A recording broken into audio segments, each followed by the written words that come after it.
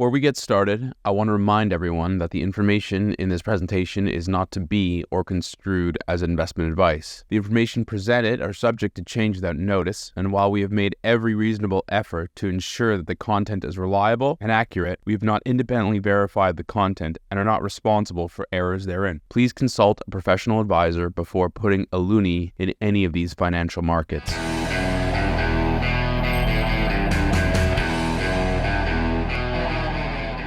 Hi everyone, my name is Richard Diaz, and welcome back to the IceCap Canadian Market Wrap. I'm on the road this week, so you'll forgive the background and what's going on around me. We were filming a Loonie Hour special on location with one of our number one guests, Ben Rabideau, and it was an amazing episode, so please check that out. This week's episode, we're going to talk about what's going on with the employment data, specifically the labor force data that came out last week on Friday.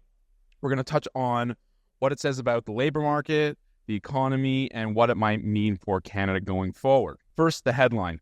Employment for the month of May was little changed. The employment rate held steady, while the unemployment rate increased to 7.0%. These relatively weak numbers were not unexpected. The economy has been sluggish. There's been uncertainty over tariffs, which is weighing on staffing decisions.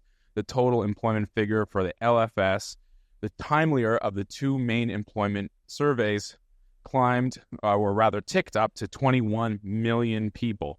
At this stage, we should not be surprised if the January figure proves to be the peak in the cycle. As always, a sector breakdown can be helpful in highlighting what has happened over the month. One thing that stands out is the decline in public sector employees related to the election.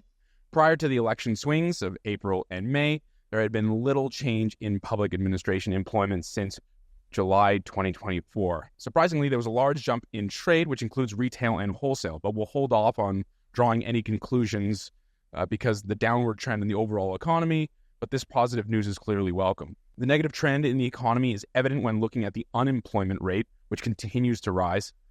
The unemployment rate increased 0.1 percentage points to 7.0 in May, the highest rate since September of 2016, excluding COVID, of course. The uptick in May was the third consecutive monthly increase, and the trend, I'm afraid, is very clear. Unfortunately, this higher unemployment is apparent from coast to coast, as you can see on the super cool map that's included in the monthly release. The biggest jump was in PEI, up 1.6% to 8.2%, but the really worrying number is in Ontario, the largest economy in Canada, which rose to 7.9%. The high unemployment in Ontario is centered in the main cities, and Windsor and Oshawa have been especially hard hit by the uncertain economic climate brought on by the trade threat and imposition of tariffs, especially in the motor vehicle and parts export sector. Shifting gears, we'll look at the participation rate for prime age workers and the employment rate. The participation rate shows the proportion of this age group that is actively engaged in or seeking work. This is a key metric and has been very high and has held up extremely well over time, but is now trending lower, which is not at all good. The employment ratio is especially jarring. After years of relative stability, it has collapsed, and this means that population growth is outstripping employment.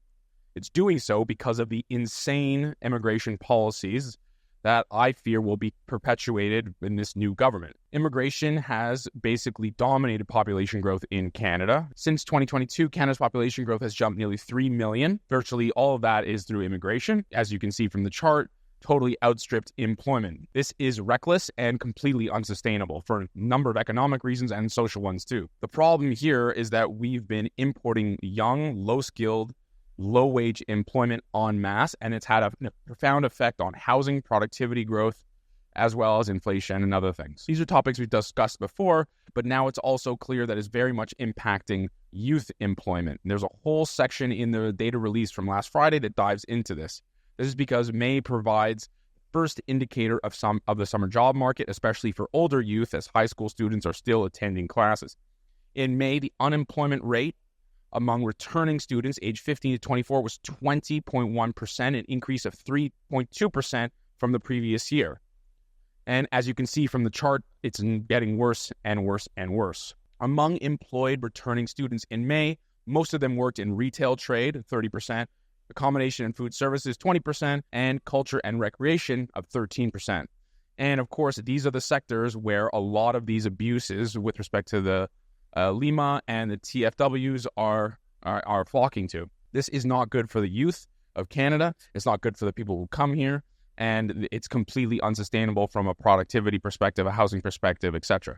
In fact, we're now seeing that the unemployment rate for this cohort is touching or getting close to a 50-year high, as you can see from the chart. All right, that's a wrap on this week's episode. Please like, subscribe, and follow for more. As always, we manage money for people across Canada and the world, so please feel free to get in touch, and I'll see you next week from our regular studio setting. Cheers.